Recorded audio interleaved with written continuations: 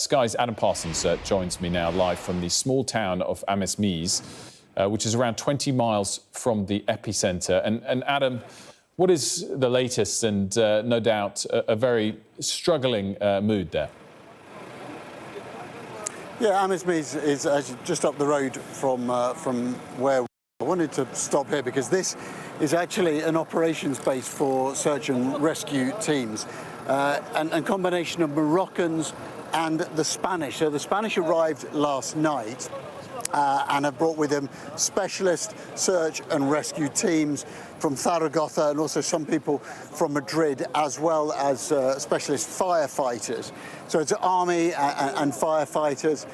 They're experienced people. They were in the Turkish earthquake just a little while ago. And also in this base, you have Moroccan army and Moroccan firefighters. So you can actually, a good example of how they're working together. These are quite new Moroccan army trucks which have been deployed here. We can actually walk through here. And the Spanish search and rescue have just left a few minutes ago, driven up the road towards Amizmiz and beyond, probably up towards the epicenter. So we have Moroccans here. If you have a look, these are the trucks, but they have been filling these things up with all of a huge variety of things they might need. So that is fuel in there, one, and you can see you've got boxes, you've got pallets.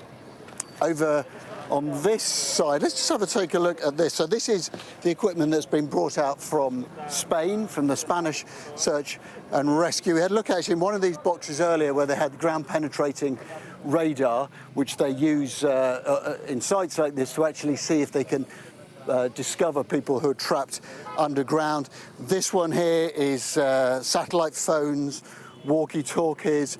Over here, you've got stretchers, you've got generators, everything that you might need, frankly, in a disaster scene like this one. It is all packed up in these lorries and will be driven up. So what we've seen going up towards the mountains already are the people, but this is all the equipment that they need. You can see their Spanish flag imprinted on all of these things. This is cutting equipment that they've got with them.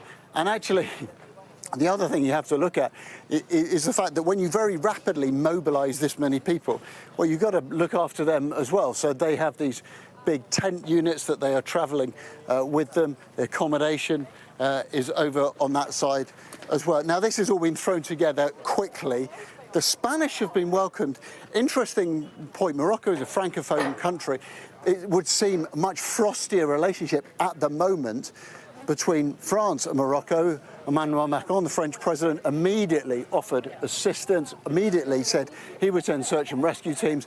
That doesn't seem to have been picked up by the Moroccans nearly as quickly as they accepted offers from United Kingdom and Spain and others.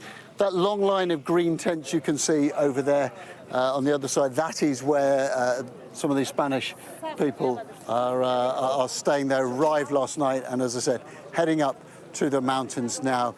There are already search and rescue teams up in those mountains. I have to say, when you go to those towns, though, you do think they will find some people, but I don't think we should raise expectations that they're going to find an enormous number. The devastation that you see in places like Amizmiz and beyond is quite extraordinary.